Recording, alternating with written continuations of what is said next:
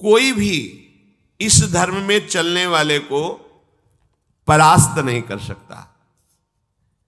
ये बात ध्यान से समझ लीजिए।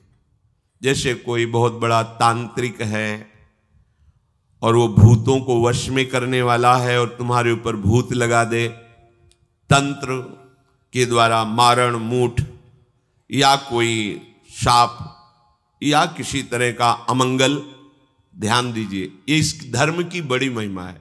यदि आप भगवद आश्रित हैं, नाम जप कर रहे हैं, तो ना माया का कपट चलेगा, ना किसी का तंत्र तुम्हारे ऊपर चलेगा, ना किसी का कोई मारण मंत्र चलेगा, ना कोई भूतावेश तुम पर आविष्टित कर सकता है, ना किसी भी तरह की कोई विष आदि की। यदि आप सच्चे हृदय से भगवान की शरण में हो तो तुम्हारे ऊपर विष का भी प्रभाव खवाया जाएगा, विष वो हो जाएगा स्वास्थ्यवर्धक अमृत।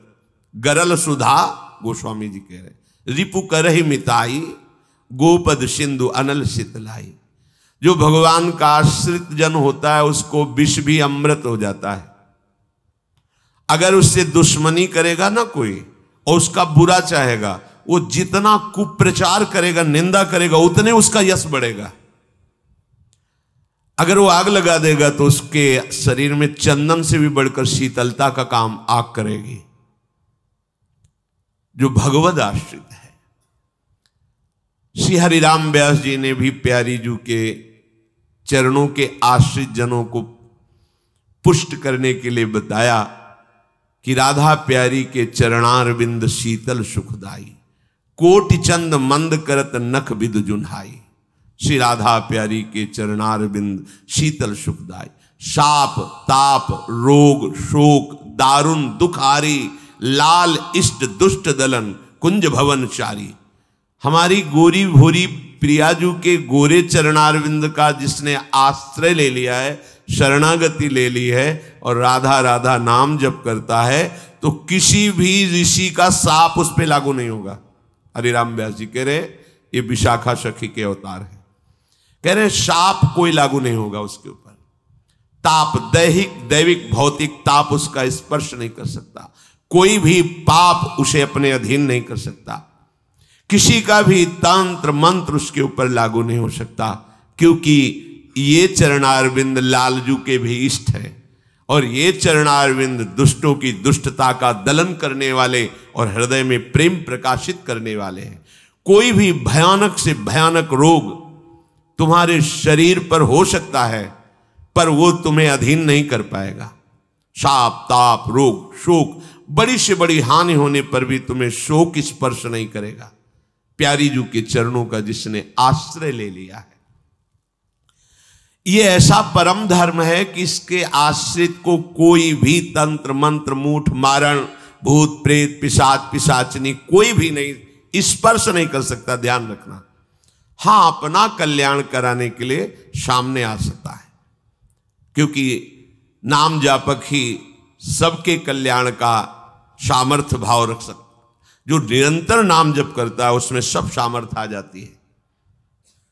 एक बार भाई जी से हनुमान प्रसाद पोद्दार जी समुद्र के किनारे बैठे नाम जप कर रहे थे, तो देखा एक सफेद पोशाक पहने हुए पाग बांधे हुए पारसी वेशभूषा में सामने खड़े हैं। भाई जी ने सदाचार के कारण कहा, बाबूजी क्यों खड़े हो, बैठ जाइए। तो उनका आप बोले तो मेरे में सामर्थ्य है आपसे बात करने की, डरना नहीं आप। भाई जी ने कहा मैं क्यों डरूंगा, आप कोई भयावह थोड़ी लग रहे हैं। बोले लग नहीं रहा, लेकिन भयावह हूं, मैं प्रेत हूं। भाई जी को कोई बात नहीं। जो भगवत भजन में ये सब कई जगह ऐसा घटना में गंगा किनारे जैसे श्मशान है, ऐसा नहीं कि प्रेत योनि नहीं होती, होती है, पर वो प्रभाव नहीं दिखा सकती। ऐसे प्रत्यक्ष देखा है। भाई जी ने कहा कि तो आप हमारे पास क्यों आए हो? बोले अपना उद्धार कराने के लिए। मुझे गीता कंठस्थ है, बहुत से शास्त्र कंठस्थ हैं, पर कुछ ऐसी मेरे से गलतियां हो गई जिनके परिणाम रूप मुझे प्रेत योनि प्राप्त हुई है। फिर मुझे आंतरिक संकेत हुआ है कि आप हमारा कल्याण कर सकते हो। भाई जी ने कहा तो बड़े आश्चर्य की बात है कि आपको गीता कंठस्थ है और फिर आप प्रेत योनि में गीता के एक श्लोक बोल दे तो प्रेत तो मुक्त हो जाता है। बोले मुझे से कुछ ऐसे भयानक अपराध हो गए, जैसे गुरुद्रोह है, वैष्णव अपराध, ये बड़े भयानक अपराध होते हैं। जब किसी का पतन होना होता है तो माया यही खेल खिलवाती है, क्योंकि और सब पाप हैं वो दरस परस अगनाश, गुरुजनों के संतों के दर्शनों से ही नष्ट हो जाते हैं। लेकिन संत द्रोह, नाम जापक, वैष्णव द्रोह, गुरु अवज्ञा, गुरुद्रोह, ये भयानक अपराध होते हैं, इनसे दुर्गति हो जाती है। तो अपना कल्याण करने के लिए कोई ऐसा भले नहीं तो किसी भी भक्त के सामने, भगवद आश्रित नाम जापक के सामने किसी का चेटक नहीं चलता है। मथुरा दास जी की भक्ति का प्रभाव, हजारों लोग अनुयायी, हजारों लोग शिष्य बन गए। तो अब वो तांत्रिक था, तंत्र मंत्र का उसे बहुत ज्ञान था। श्री मथुरा दास जी जिस नगर में रहते थे वहां वो जाकर अपना नाटक शुरू किया। उसने सब जगह प्रचार प्रसार किया, मैं गंडकी नदी में 12 वर्ष तक खड़े होकर के तपस्या करके आया हूं, केवल दूध का आहार करता था, उसके प्रभाव से शालिग्राम भगवान हमारे बस में हो गए। और आप सबको मैं दिखा सकता हूं कि शालिग्राम मेरे वश में है, देख लीजिए। सिंहासन लाता, बाहर रखता, हजारों की भीड़, ऐसे ऐसे करता तो वो ऐसे शालिग्राम उठते और नाचते हुए ऐसे ऐसे ऐसे फिर रख जाते, फिर ऐसे ऐसे ऐसे ऐसे। अब तो सबको आश्चर्य हो रहा, जैसे चुटकी बजा रहा वैसे शालिग्राम की बटिया ऐसे ऐसे ऐसे। लोग भीड़ कटने लगी, क्योंकि अब जैसे राधा राधा कहो, कोई जंतुर नहीं है, कोई भस्म नहीं है, कोई वादा नहीं है, तो फिर कम वहां तो दिखाई दे रहा ना ऐसे, देखो ये सब तो लगता है ना कि हाँ। अब हमसे पूछो कि हमारे मन में क्या चल रहा है, हमें नहीं पता है। हमें ये देखना है कि हमारे प्रियाजू के मन में क्या चल रहा है। मन मन की रुचि जानिने, मुझे अपनी लाडली की मन की जान के उनकी परिचर्या में रहना है कि तुम्हारे मन की जान के तुम्हारी परिचर्या में रहना है। हाँ, तुम यदि मन से ऊपर उठना चाहते तो हमारी बात मान लो, मन को अधीन करके, और मन के अधीश्वर भगवान में तुम्हारा प्रेम हो जाए, तुम्हारा जीवन कृतार्थ हो जाए। अब वहां नाम नंद नंदन का भजन पद्धति, तो जो कमजोर लोग थे उन्होंने कहा कि आज तक कोई चमत्कार तो दिखाया नहीं मथुरा दास जी ने। देखो ये हैं संत, 12 वर्ष से दूध पी के गंडकी नदी, 12 मिनट भी नहीं खड़ा होगा कभी। अब भेंट जो जितनी चढ़ाएगा उतने उसके दुख नष्ट होंगे। अरे भैया वहां तो रुपया सब समेटता, फिर दूसरे मोहल्ले में, पूरे गांव में अब तो जय जयकार, शालिग्राम भगवान को नचा। कोई सेवा की सामग्री लेने गए थे मथुरा दास जी की श्रीअंग सेवा में जो रहते थे संत जन, उन्होंने देखा, वो आए, बोले महाराज एक बड़ा चमत्कारी महात्मा आया, वो कह रहा 12 वर्ष से हम दूध पीकर गंडकी नदी में, वो ऐसे ऐसे करता तो तो बोले भैया भक्त तो हो ही नहीं सकता। भक्त भला भगवान को अपना प्रदर्शन क्यों बनाएगा, और उसके बदले में भेंट लेकर के, ये तो नाटक है भैया। वो देखे भी नहीं थे, बोले ये तो नाटक है, कोई संत ऐसा नहीं कर सकता, कोई भक्त ऐसा, कोई संप्रदायाचार्य से दीक्षित वैष्णव मार्ग में चलने वाला, ये तो अपराध है। तो उनका महाराज जी तो हजारों लोग वहां प्रभावित हो रहे, अच्छा है भगवान उस रूप में। बोले नहीं महाराज, फिर सत्य मार्ग के प्रकाशित करने के लिए आप यहां विराजमान, अगर उसका कपट पाखंड चला तो हजारों लोग धोखे में हो जाएंगे, चलो आप एक बार उसके सामने। तो उनका कि यदि हम उसके सामने गए तो उसका सब ये दुकान बंद हो जाएगा। बोले महाराज जी आप जरूर चलो, क्योंकि आपके चलने से यदि लोगों की श्रद्धा भगवान में वास्तविक लगे तो आप भी तो यही चाहने के लिए यहां गांव में वास कर रहे हो। उनको बड़ा दुख हुआ कि एक तो उसको दुख होगा, उसका नाटक बंद होगा, दूसरा कि वो जान क्यों नहीं रहा है जिन भगवान को तुम नचा रहे हो, अगर वास्तविक उनके तुम सेवक बन जाओ तो तुम्हें सब कुछ प्राप्त हो जाएगा। शालिग्राम भगवान श्री हरि ही है, कोई और नहीं है।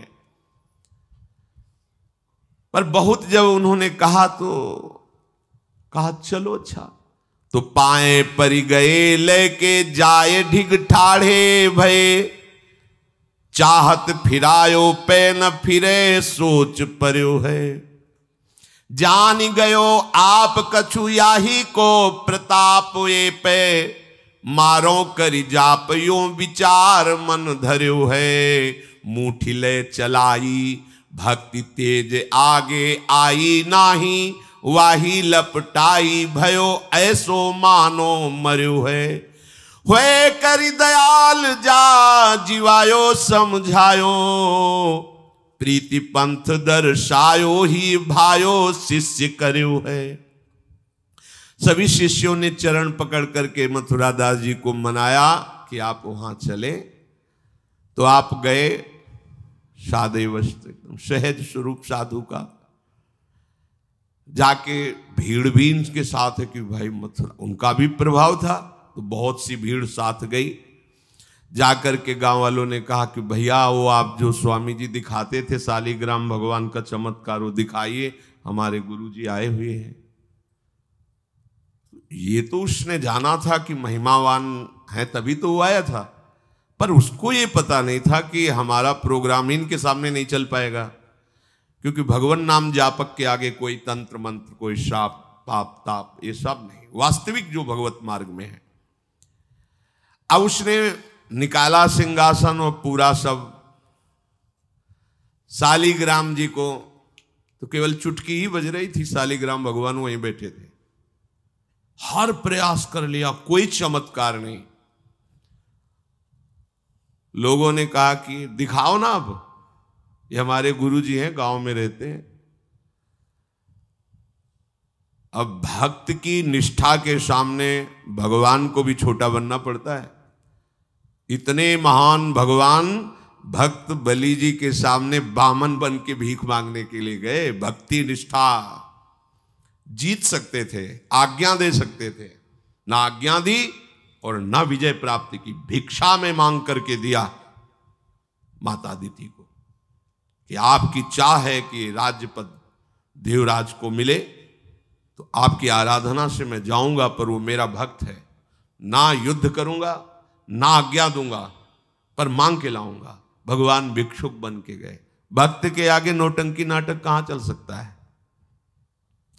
अरे जुगनू तब तक चमकती रहे जब तक सूर्य प्रकट नहीं होता। सूर्य प्रकट हुआ तो लाखों जुगनुओं का कोई मतलब नहीं रह जाता।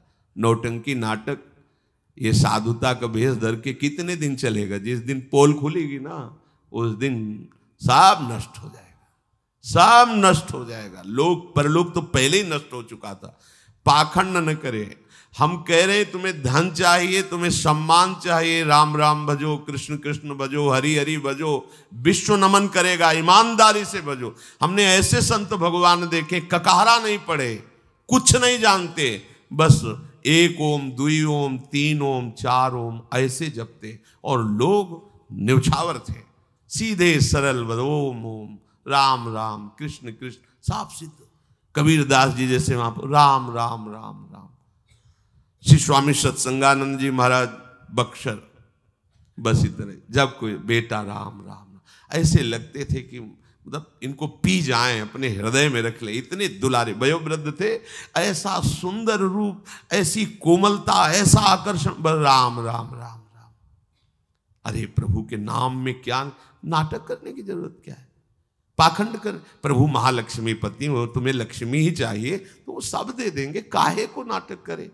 काहे को किसी को भ्रम में डाले? तुम भ्रम में हो, दूसरे, अरे भैया तुम राम राम जपो, कृष्ण कृष्ण जपो, तुम्हारा मंगल इसी, बस इसी में मंगल होगा, दूसरा मंगल कर ही नहीं सकता। अब उनके प्रभाव से उनका कुछ नहीं हुआ। अब तो लोग कहने लगे दिखाओ ना, इसका मतलब तुम नाटक कर रहे थे। अब सबके सामने उसका मान नष्ट हुआ, उसका सब तंत्र बेकार हो गया। कुछ लोगों ने कहा पकड़ो और मारो इसको, पीटो, बहुत नाटक करके रुपया कमा लिया, सब छीन लो, धन छीन लो।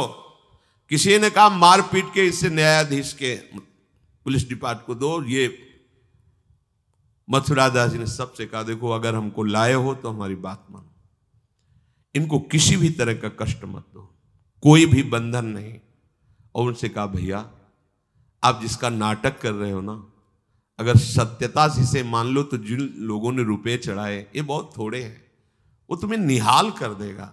सत्यता से भजन करो, ये काहे को नाटक करते हो। इतना कह के वो चले गए। पर उसको समझ में नहीं आया। उसने कहा, अच्छा तुम अपनी दिखा दी, अब मेरी देखना। सबके बीच में कहा, तुमने अपनी दिखा दी, अब मेरी। मूर्ख को समझ में नहीं आता। उसने कहा, ठीक है तुमने दिखा दिया, अब कल सुबह तक तुम देखना कि मैं तुम्हारा क्या करता हूं। क्योंकि उसे मारण का प्रयोग आता था। अब ये क्रोध उत्पन्न हो जाए तो राक्षस बना देता है, और क्रोध उत्पन्न होता है कामना से, और उसकी कामना सब नष्ट हो गई ना, सब किया कराया सब माटी हो गया, क्योंकि लाखों लोग प्रभावित हो रहे थे। अब वो क्रोध के वशीभूत होकर तामसी जप करने लगा। तामसी जप होता है विनाशकारी। अपवित्र सिद्धियां उसके पास थी। पवित्र सिद्धियां भी होती है जो दूसरों का मंगल करती हैं, अपवित्र सिद्धियां होती हैं जो दूसरों का नाश करती हैं। उसने मारण विद्या का अनुष्ठान किया, जिसे देहाती भाषा में मूठ कहते हैं। आज मैं इस अभिचार से उस महात्मा का सर्वनाश कर दूंगा। भूल भूल भारी भूल। जो साधु की मीच तक है वो उसी मीच से मरता है। ये तो समझ में ही नहीं आया। सरस्वती जी को देवता और ब्रह्मा जी सब प्रार्थना कर रहे हैं कि अयोध्या वासियों की बुद्धि तो बदल दी, वापस गए। भरत जी आ रहे हैं, इनकी बुद्धि बदल दो, नहीं भरत जो कहेंगे वही राम करेंगे। तो दिमाग पलट गया है भरत की बुद्धि। अरे प्रभु का इशारा था, इसलिए अयोध्या वासियों की बुद्धि बदल दी। भरत जी के विषय में सोचोगे भी तो नष्ट हो जाओगे। महाप्रेमी भरत के विषय में सोचना ही तुम्हारे लिए अमंगल हो जाएगा। और हम क्या, करोड़ों सरस्वती भी हो तो भरत की भाव भरी भक्ति में बाधा नहीं पहुंचा सकती। अब उसने प्रारंभ किया बैठ करके आसन में मूठ का।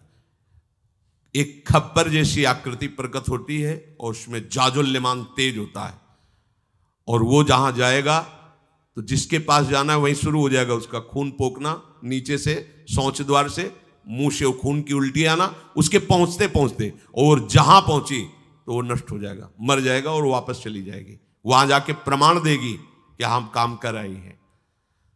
वहां भक्तों ने देखा कि एक खप्पर में आग जलती हुई राउंड राउंड ऐसे गोला होता, तो जाके कहा मथुरा दास जी ये उसकी चलाई हुई मूठ है, तुम कुछ परेशान मत हो, यहां कुटिया की डेहरी में भी प्रवेश नहीं करेगी। अब वो आकर के मारण बस वहां घूम रहा है। मथुरा दास जी निकल के आए, हाथ जोड़ा, क्योंकि सब मंत्र सब सिद्धियां भगवान की, तो ना चाहे पवित्र हो या अपवित्र हो, तो उन्होंने कहा तुम सर्वज्ञ भगवान की ही शक्ति से संपन्न हो, तुम जानती हो कि हमारा कोई अपराध है क्या? अगर अपराध है तो हम बाहर निकल के आते हैं, आप हमें नष्ट कर दो। यदि अपराध नहीं है तो जिसके द्वारा किया गया उसको दंड दो। तुरंत मूठ वापस हुई, कोई मंत्र मंत्र नहीं पड़ा, तुरंत वो मारण वापस हुआ। उधर शुरू हो गया उसका खून, नीचे से ऊपर से, जैसा इनके जैसे काशी नरेश को जब पौंड्रक राजा के साथ भगवान ने उद्धार किया तो उसके लड़के का नाम था सुदक्षिण। वो पंडितों से विला बोला ऐसा मारण प्रयोग कर सकते हो कि द्वारिका को मैं द्वारिकाधीश नष्ट कर दे। मंत्र में ताकत होती पर उनको ये पता नहीं था जिससे मंत्र प्रकट हुए भला उन पर कैसे प्रभाव चले। उन्होंने कहा हाँ, तो उनका भारी दक्षिणा देंगे। तो काशी में अनुष्ठान शुरू हो गया और प्रकट हुई कृत्या। ऐसा नहीं, मंत्रों में ताकत होती है। पर भगवान शिव ने प्रकट होकर कहा था कि जो ब्राह्मण भक्त नहीं है, जो ऋषि भक्त नहीं, उसी पर ये मारण का प्रयोग काम करेगा, अन्यथा नहीं। तो भगवान का नाम ही नमो ब्रह्मण्य देवाय गो ब्राह्मण हिताय च। अब मारण कृत्यारूप रखकर द्वारिका को जलाने के लिए गई। द्वारिकावासी भागे, भगवान से कहा, भगवान ने सुदर्शन जी को आज्ञा किया करो हिसाब। भगाते हुए कृत्या को ले गई तो कृत्या ने पहले उन ब्राह्मणों को मारा तो दक्षिण को मारा। फिर सुदर्शन ने कृत्या को नष्ट किया और पूरी काशी में आग लगा दी। ये भागवत में वर्णन है। भगवत भक्त या प्रभु के ऊपर कोई मारण चलेगा क्या? वो मारण उसी बाबा जी के पास जो नौटंकी कर रहे थे शालिग्राम के नचा, अब तो त्राहिमाम मच गया। और वो संत भगवान गए, क्योंकि पता था कि बचेगा नहीं, मंत्र का प्रयोग है। गए और भगवान नाम उच्चारण किया, कृष्ण कृष्ण कृष्ण। नंद नंदन के उपासक थे। और मूठ से कहा शांत हो जाओ, भक्त की आज्ञा का पालन हर मंत्र करेगा, क्योंकि मंत्राधिष्ठात्र भगवान का दास है। शांत हो गई मूठ। और उनसे कहा भैया देखा, तुम्हारा ही मंत्र तुम्हारे को अभी मार देता, अब सुधर जाओ। मतलब मृत्यु दशा को प्राप्त हो गए थे।